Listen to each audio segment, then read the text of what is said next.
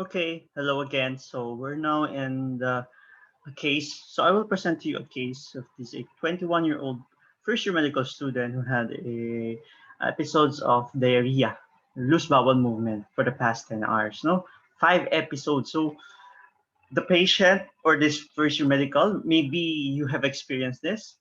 You felt dizzy. You felt thirsty. Okay. And you also noted that this when you had this episode, your urine is actually dark yellow and less than 1 cup, if ever, no. So there's a decrease in urine output. He also feeling that his heart is pumping faster. His eyes seems to be sunken with dry mouth and skin.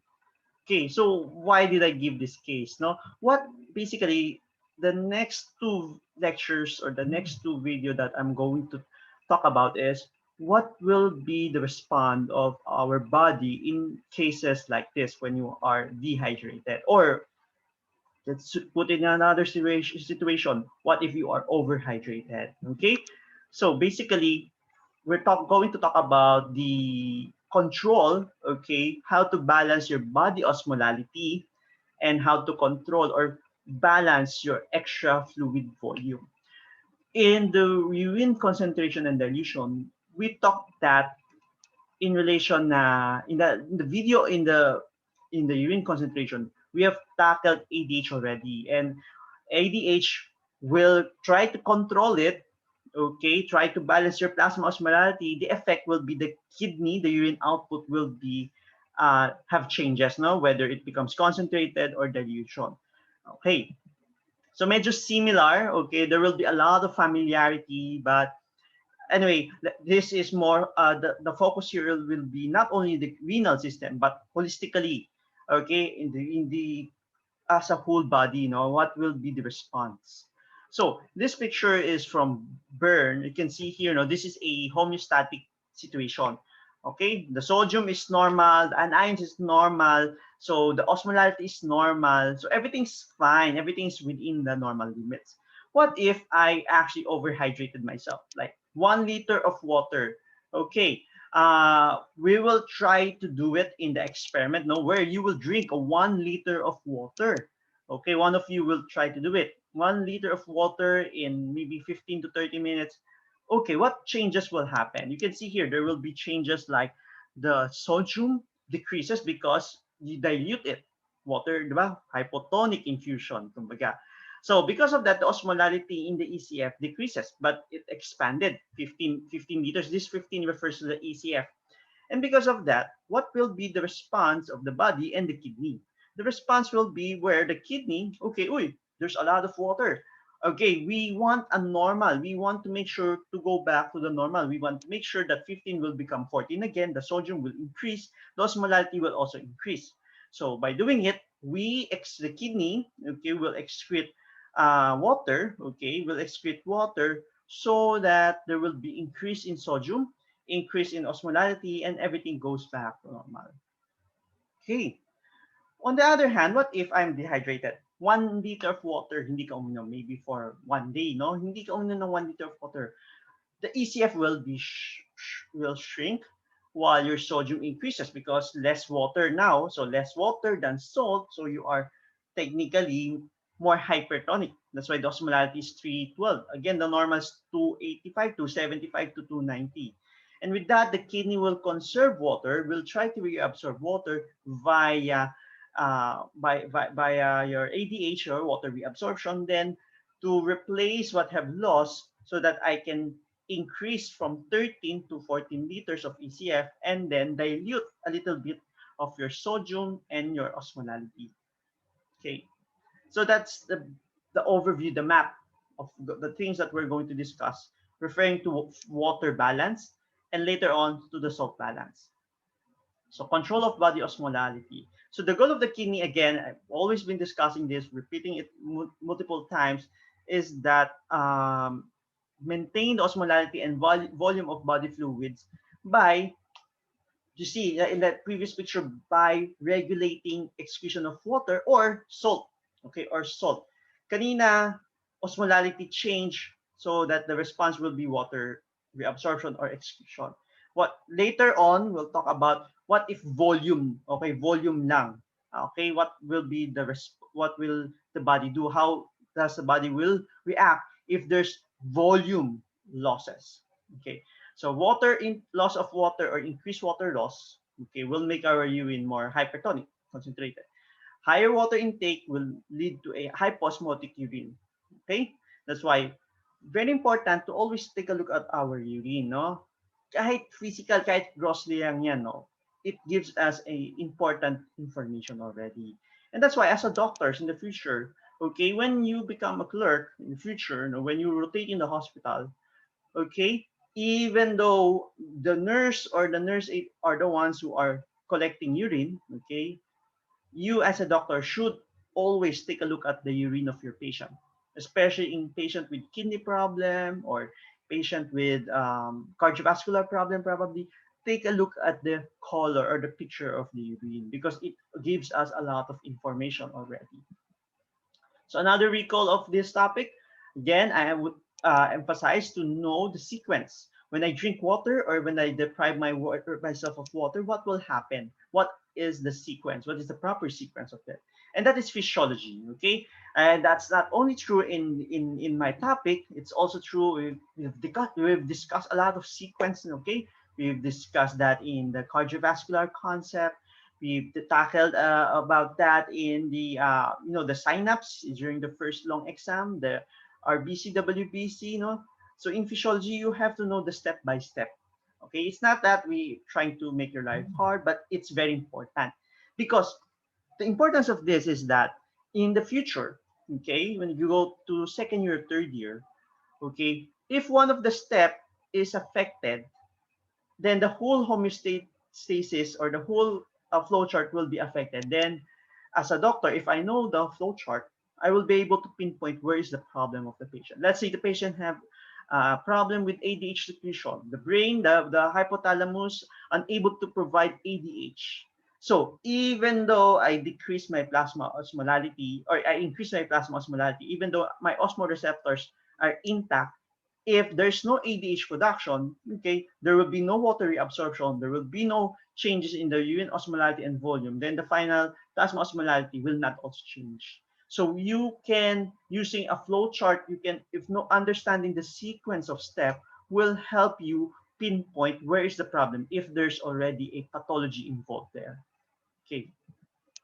So ADH, what is ADH? We've tackled that already last time. ADH, these are the control or these are the factors that will stimulate ADH release. So we have plasma osmolality, extra volume and pressure. We have thirst, angiotensin 2, some drugs, some nausea. Ethanol and ANP, these two are the one that inhibits your ADH release. Okay, so lahat yan enhance somehow.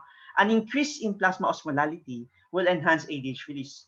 A decrease in volume in your ECF or decrease in the pressure will increase ADH release.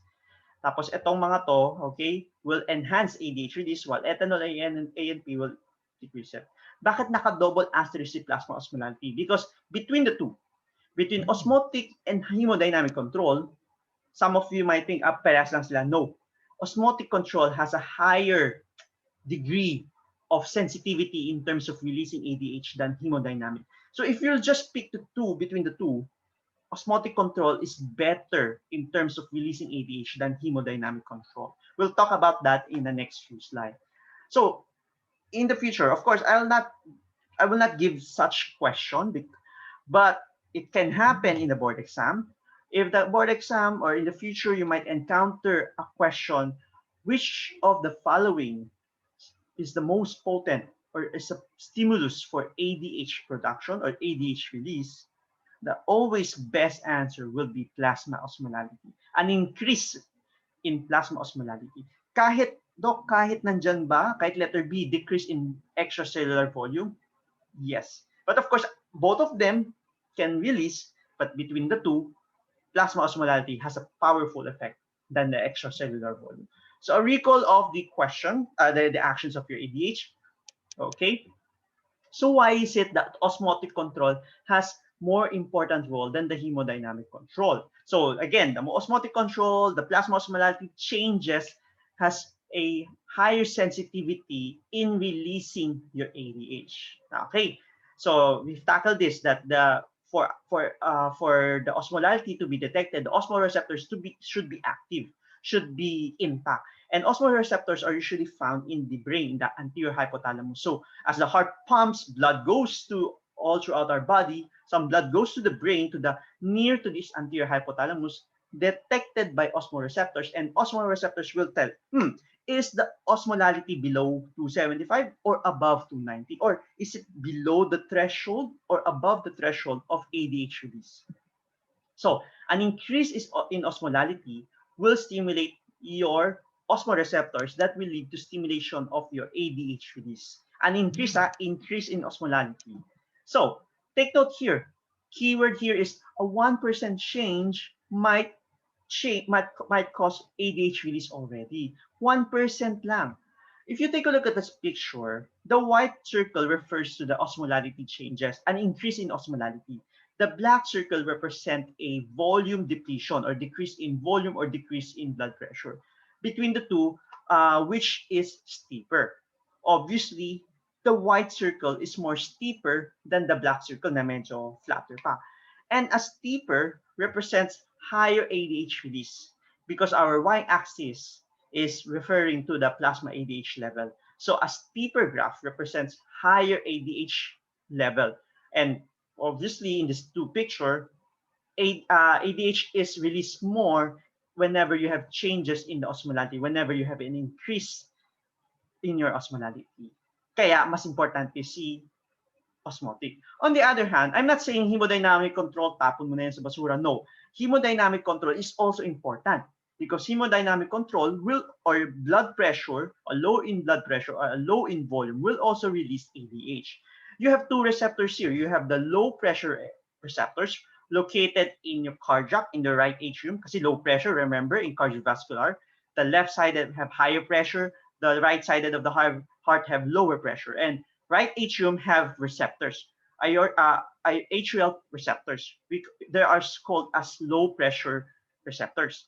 Pulmonary vessels are low pressure vessels, and they contain low pressure receptors. They're baroreceptors, but they respond to a low pressure or volume changes. No, mas nagre-respond sila sa changes in volume than pressure.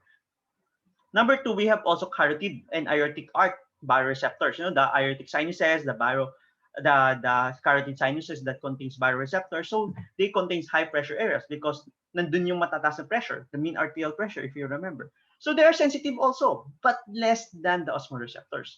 It takes them 5 to 10% change before they actually release ADH. No, 5 to 10, 1%, very sensitive. Ito 5 to 10. And plus, they are affected by hormones that increase or decrease the blood pressure. What I mean by that, what if I drink, or what if a body produce a hormone or neurotransmitter that increase the blood pressure, even though there's no really blood loss or blood intake or volume loss or volume intake, sadyang tumaas lang yung BP niya, it will be affected by the hormone. So, hindi ganun ka very perfect unlike your osmotic control. Okay, keyword here. The only time where hemodynamic control will overpower your osmotic control in a setup where there's acute bleeding. A patient who have acute bleeding, the osmolality have no time to change their osmolality. There will be no change in osmolality because acute, mabilis. There's an acute bleeding. Because of sudden drop in your BP, because of acute bleeding, the ADH will be released. They will prioritize, or they will be released because of a decrease in your volume or in pressure rather than the osmolality. Because the goal is to preserve the volume. The goal here is to preserve or maintain your blood pressure within normal limits. Okay? So this graph shows you, this one is found in Bern. So this is, you can see now, as the osmolality increases, ADH is released. Now, what will be the role of blood volume or pressure in this graph? No, how will the blood volume manipulate this graph? Will it make it steeper or will it make it flatter? So decrease in BP or blood volume. Okay. Bakit volume plus pressure? Mamaya pag-usapan natin yan. Don't worry. A decrease in volume and pressure, okay, will have an additive effect to the ADH release. On the other hand, an increase in blood volume or pressure will decrease the sensitivity of ADH release. Okay? So, knowing that, we have to tackle how does the osmoreceptors, how does the ADH release happen when there's a changes in osmolality or in the blood pressure. Let's talk about the osmotic control pathway. So remember, osmoreceptors are found in the anterior hypothalamus area, in the hypothalamus. So whenever blood goes there and there's an increase, okay, let's say an increase in osmolality, the osmoreceptors, like shown in the picture, will be activated. Then they will send signal. They will send signal to the paraventricular and supraoptic neurons. These two neurons are very important. This is the areas where you synthesize ADH. Okay, this is the areas where you synthesize ADH. Si Guyton, according to Guyton, only supraoptic. But in the endocrine books, and I think Byrne also said that supraoptic and paraventricular produces ADH. So once you synthesize ADH, ADH will stored in the posterior lobe of your pituitary. You'll tackle that in endocrine in the uh, after the renal fissure, and then ADH will be released because of the increase in the increase in the plasma osmolality. On the other hand, what if there's a changes in volume or pressure, no? Decrease in volume and pressure. So the baroreceptors will be detected. They will send signal to your brainstem, to the medulla, through your cranial nerve 9 or cranial nerve 10, activating your NPS, if you remember, your nucleus tractus solitarius, which is the same nucleus that is activated during the regulation of your BP. Remember, we are connecting BP and ADH release here. Okay, we're connecting the both of them. So the vasomotor center will send signal again to the two neurons that is responsible for the production of ADH and then release of ADH because they are needed. Now, how about thirst? Okay, thirst. How? Thirst is affected by blood osmolality and blood pressure volume. Hypertonicity is more potent than blood volume in stimulating thirst. What do I mean by that? Between blood volume and hypertonicity, plasma osmolality or hypertonicity has more effect on thirst center para tayo maging thirsty. In short, mas na-activate yung thirstiness natin sa hypertonicity than in blood volume. Same way with ADH release.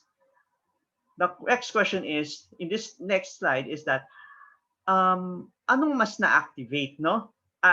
You can see the threshold is higher than the threshold of ADH secretion. What do I mean by that? Okay, the threshold for ADH is 285. The threshold for thirst is 295. So if our plasma osmolality reaches 295, okay, if it reaches 295, we will feel thirsty. But you can see here that before you feel thirsty, you already release ADH. So bago ka maka-feel ng urge to drink, feeling of thirsty, your body have released already ADH. Naunahan ka na ng ADH production. Okay? So by the time that you are thirsty, dapat your ADH are already circulating inside your body, reabsorbing water. Okay? That's why sometimes, even though you don't feel thirsty, as long as you increase your osmolality, you already release ADH. And that's why osmotic control is very sensitive. Diba? Very, very, very sensitive in trying to make sure your plasma osmolality within normal. Remember, our normal is 275 to 290. Here, 295 yung thirst. So, medyo beyond normal na. So, kailangan mo na talagang uminom, no? So, this picture shows that the purple represents the set point for ADH release. The thirst receptor is found here, itong dash line na to. So, again, the key here is before ka maka-feel ng thirsty, na-release na yung ADH. Okay. So, where is the thirst center located? It's again, they said that it is almost the same where your ADH are found, no? But not sure if the same neurons or the same. So, but around that area in the hypothalamus. Okay. Less is really sure about the pathway. So we know the thirst center is found there. Almost near to your osmoreceptors. Okay, para na-detect din niya yung osmolality ng katawan natin. Okay. How do we relieve our thirst or our thirsty? So they're short and fully relieved. Short relieve when there's a receptor distension or activation of our oropharyngeal receptors, basically receptors in our mouth, or upper GI receptors like esophagus and stomach. Short relief, meaning kapag na-activate sila, you will relieve the sensation of thirst, but temporarily. The final correction will be the final when final relief or fully relief is you already correct the initial problem, which is correction of plasma osmolality or blood pressure, di ba? Ano ba yung trigger for the thirst center to be activated? When there's a change in plasma osmolality, an increase in plasma osmolality or blood pressure. Okay? That's why short relief, no? That's why sometimes after playing basketball or after playing basketball, you feel thirsty. Or yeah, after you work out, you feel thirsty. You drink water, one gulp. Okay. But after a few seconds, I feel thirsty again. Yeah? When you drink water, na-relieve yung thirst mo. But after maybe 30 seconds to 1 minute, parang uhaw pa rin ako because you're not yet correcting the plasma osmolality. You're just distending your oropharyngeal area and your upper GI. So you drink another water. So eventually you drink a lot of water, and then eventually, sobrang busog na ako sa water. Okay, na overcorrect na, no? Because again, it doesn't mean that I drink water, automatic you already correct your plasma osmolality. It needs time. No? It requires time because it has to be reabsorbed in the GI tract. Okay, so these are the factors that will increase the thirst or decrease the thirst. So activating your thirst centers, plasma osmolality increase, decrease volume, and decrease blood pressure. Tapos counterpart lang yung kabila. Remember, angiotensin 2 will tackle that in the next video. Okay, it's part of the renin-angiotensin-aldosterone system. Angiotensin 2 will also activate your thirst center, okay, so that you will drink water. Because angiotensin 2 is activated whenever there's a decrease in blood volume or pressure. And dry mouth. Like right now, I'm talking to you. So my mouth is dry already, so there's that sensation of thirst already, okay? So with that, I would like to end this with some concept checkpoint. Okay.